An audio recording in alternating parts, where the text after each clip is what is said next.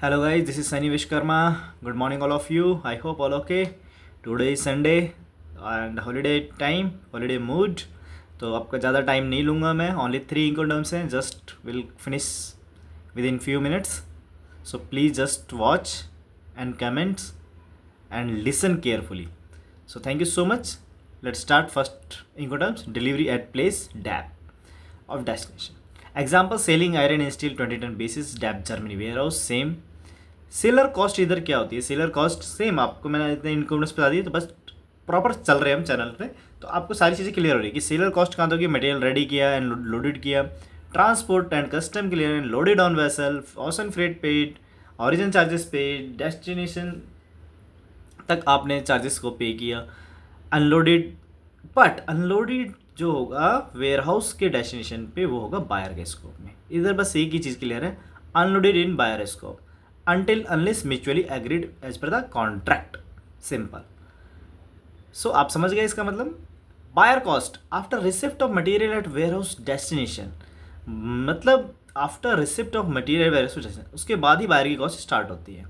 But यहाँ आपने delivery Germany के पोर्ट पे हैम्बर्ग पोर्ट पे आपने मटेरियल पहुँच गया, उसके बाद से आपको कस्टम क्लियरेंस करवाना है ना वहाँ पे डेस्टिनेशन में. तो who will do the custom clearance? Custom clearance will do by seller, but docs will provide by buyer.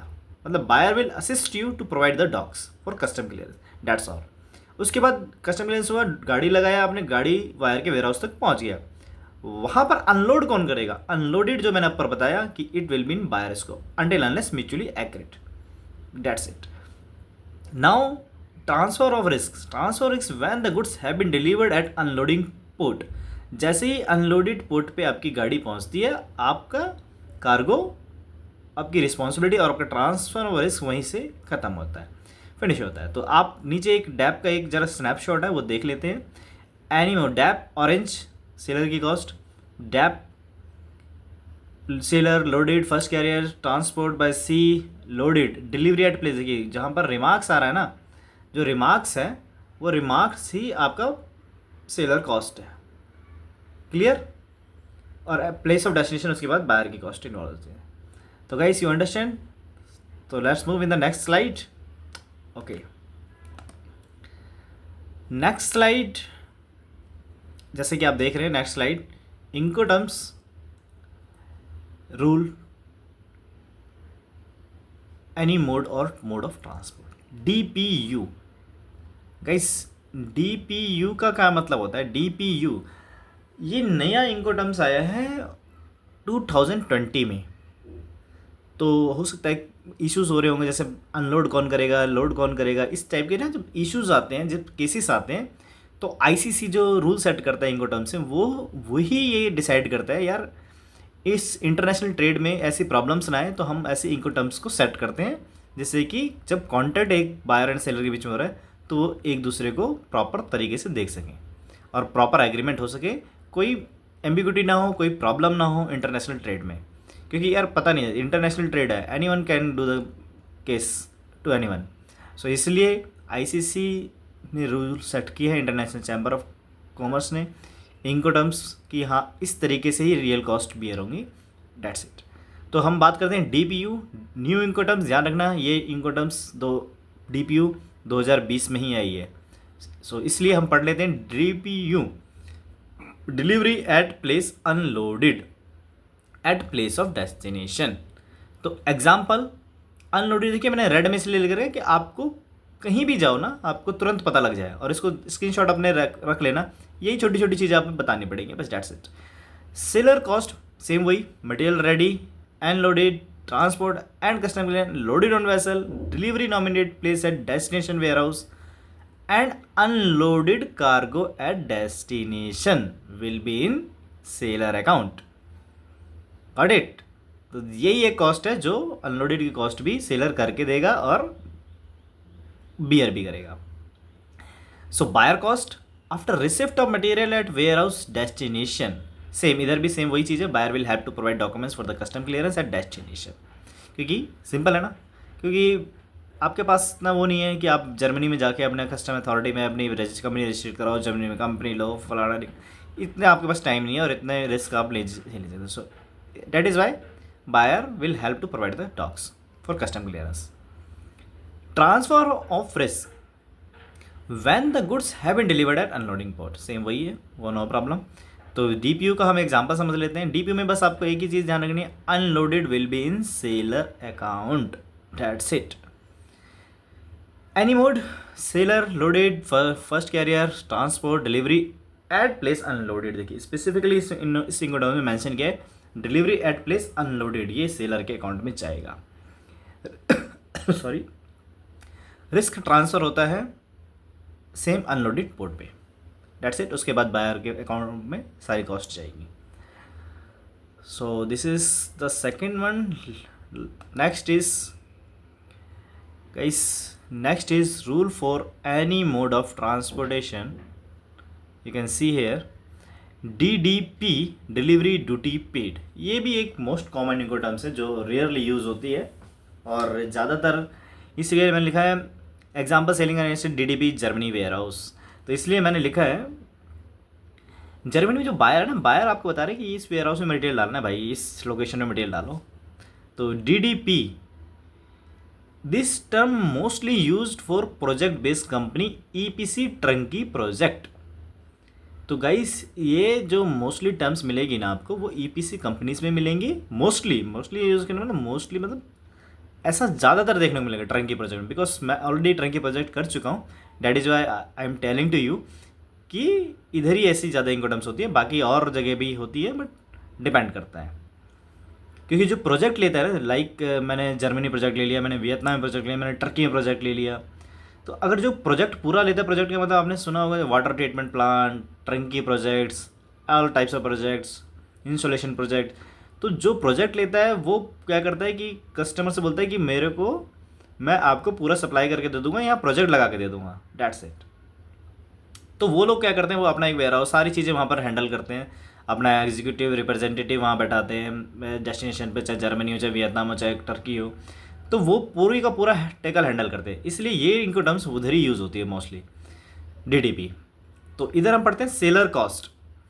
Seller cost किधर है, क्या है इधर में, सिंपल सी बात है. DDP है तो सब कुछ आपको ही पे करना है. DDP समझ, डिलीवरी ड्यूटी पेड, मतलब कस्टम की ड्यूटी भी आपको ही पे करनी है वहाँ पे, जो भी कस्टम के चार्जेस होंगे, ड्यूटी जितनी भी हो. प्रोजेक्ट लेने जा रहे हो, टर्म्स डिसाइड है, आपको नॉलेज है, तो तभी आप करो ये चीज़ें. Who will bear the cost, तो इसके लिए आपको नॉलेज बहुत होना ज़रूरी है. तो seller cost, material ready, loaded, transport, custom cleared, loaded on vessel, delivery at destination, buyer warehouse and unloaded भी करके देना है. बस custom clearance in seller account, यहाँ पर कस्टम क्लियरेंस भी सेलर के अकाउंट में रहेगा. Means custom cost will be paid by, custom duty like everything paid by the seller. Seller की रिस्पॉन्सिबिलिटी है इधर कराने की. बायर कॉस्ट क्या आती है, buyer cost after receipt of material at buyer house. जब गाड़ी आपकी वहाँ पहुँच गई उसके बाद ही, तो अब घर तक पहुँचा दिया, बचा ही क्या, कुछ भी नहीं बचा. म्यूचुअली एग्री कर लो यार, अनलोड भी मैं करके देता हूँ. तो बायर कॉस्ट कुछ नहीं है. Buyer will help only, same वही इधर है, बायर क्या करेगा, हेल्प करके only provide the documentation for custom clearance at destination warehouse, at destination. But seller paid for import custom duty, docs fees etcetera. तो इधर क्या करेगा, सेलर अपना रिप्रेजेंटेटिव कस्टम एजेंट हायर करेगा. कस्टम एजेंट हमारे behalf पर, seller के बिहार पर सारी फॉर्मेलिटी करेगा. बट डॉक्यूमेंट जो इंपोर्ट के होते हैं, जैसे इंपोर्ट एक्सपोर्ट कोड होता है, जो डॉक्यूमेंट फाइलिंग के होते हैं, बस वही ओनली इधर बायर असिस्ट करेगा प्रोवाइड करने के लिए, डेट्स इट. बाकी सारा काम हमें करके देना है और अपना गुड्स प्रोवाइड कस्टम क्लियरेंस करा के डेस्टिनेशन तक पहुँचा के हमें देना है. Everything done by us, everything cost by us. Transfer of risk when the goods have been delivered the unloading port. So simple सा बात है, जैसे ही हमने अनलोडेड पोर्ट पे कर दिया, उसके बाद लोडेड, बस उधर तक सारा रिस्क अपना ही है, मतलब रिस्क हमारा अपना ही है, उसमें कोई प्रॉब्लम नहीं है. ओके गाइस, तो अनलोडिंग पोर्ट नहीं, अनलोडेड पोर्ट मैंने लिखा है, बस unloaded port oblique loaded till the warehouse. इधर ये समझ लेना, unloaded port till the warehouse, तो वहाँ तक पूरी रिस्पॉन्सिबिलिटी अपनी है ये. Okay guys, so this is the last Incoterms for D family. और इधर हम आगे चलते हैं अपने लास्ट स्लाइड में. सो गाइस, यूट्यूब चैनल, ये this is the common slide, आपको पता ही है. और thank you so much guys, Saturday के लिए आप थोड़ा सा अपना टाइम अगर दे सकते हैं तो प्लीज़, खाली आपके लिए बेटर होगा, आने वाले फ्यूचर के लिए बेटर होगा, आप अंडरस्टैंडिंग अच्छी करोगे, क्वेश्चंस पूछो मेरे से, कमेंट्स डालो, एवरीथिंग डिस्कस करो मुझसे, कमेंट्स डाल के, व्हाट्सअप पे करके, ईमेल करके क्वेश्चन पूछो। मैं गाइस मैं ट्रेनिंग के लिए ही बैठा हूँ। एमबीए वाले जो एमबीए कर रहे हैं, बाद में जाते कोचिंग लेते हैं, इंपोर्ट एक्सपोर्ट के लिए 1-2 लाख रुपए फ़ीस पे करते हैं, फिर भी वो बोलते हैं, फिर जब वो कंपनी कोई किसी कंपनी में इंटरव्यू होता है, इंटरव्यू में फेल हो जाते हैं। अब मान लो किसी कंपनी ने रख भी लिया, तो वहाँ पर 2-3 साल आप बॉस के चक्कर में वेस्ट करते हैं। आज की डेट में कितनी गर्ल्स भी ऐसी हैं जो कॉर्पोरेट में एम्प्लॉयज़ हैं, वो भी एक ही काम कर रही हैं, इतने अच्छे खासे इंजीनियर्स तक पढ़ाई कर रहे हैं। सो गाइस मैं इसलिए बता रहा हूँ कि टाइम मत वेस्ट कीजिए। आपके भाई ने ये चैनल इसलिए बनाया है, एकदम प्रैक्टिकल समझाऊंगा, एकदम प्रैक्टिकल बताऊंगा। इनफैक्ट आपकी जॉब तक रिस्पॉन्सिबिलिटी, उसके बाद मैं और आगे आपको ट्रिक्स समझाऊंगा किस तरीके से आपको अंदर कंपनी में बैठ के काम कैसे करना होता है। इधर पूरा प्रैक्टिकल है, इधर कोई वो थियोरेटिकल नहीं है। इधर कोई मैं किसी से कोई कॉपी वॉपी नहीं कर रहा। इधर मेरा खुद की जो नॉलेज है, मेरा खुद का जो एक्सपीरियंस है, वो आपको डाल रहा हूँ कि आप 2 लाख 3 लाख कमाने से बेटर है कि एक अच्छे पैकेज पे आइए। 2 लाख या 2 साल 3 साल 5 साल इसी कंपनी में बैठकर एक जॉब के चक्कर में, एक काम के चक्कर में अपना टाइम वेस्ट मत कीजिए। गाइज मैं जो बोल रहा हूँ ना, प्लीज़ मेरी बात पूरा ध्यान से सुनना। ये प्रॉमिस है मेरा आपसे कि आपको एक अच्छे पैकेज पे लेके जाऊंगा, और अच्छे पैकेज और आपके इंटरव्यू के क्वेश्चंस भी सॉल्व करेंगे। ये मैं खुद ही करूँगा, आपको बताएंगे। इधर मेरा सर्कल बहुत अच्छा है कि मैं आपको उसमें भी हेल्प करेंगे, हम सब आपके साथ रहेंगे। गाइस मेरा मेन मोटिव ये है कि कोई भी भाई या बहन, मेरा दोस्त, टाइम मत वेस्ट करो। इस चैनल को सब्सक्राइब करो, लाइक करो, देखो, मुझसे बात करो कॉल पे या फिर व्हाट्सएप पे बात करो, मुझसे एक बार बात करो और आप चीज़ों को समझोगे।